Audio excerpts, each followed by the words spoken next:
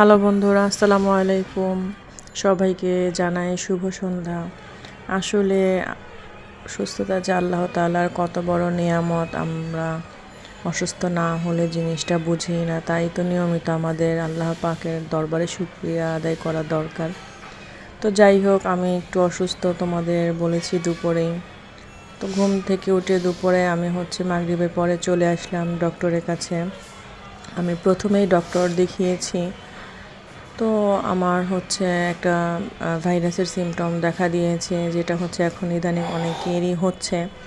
Pancras না কি যেন একটা নাম, ওটা দাউদের মতো দেখা যায়, বাট দাউদ না। তো এগুলো আবার আমি সহ্যই করতে পারি না। আমার মনে হয় আমি কেন, আমার মতো অনেকেই হয়তো বা এটা পছন্দ করে না। তো ভাবলাম এটা নিয়ে বসে না থেকে চলে যাই ডক্টরের কাছে। তো যেহেতু 2-3 দিন হয়ে গেছে, তো ডক্টর দেখিয়ে আমি ওষুধ নিয়ে নিয়েছি।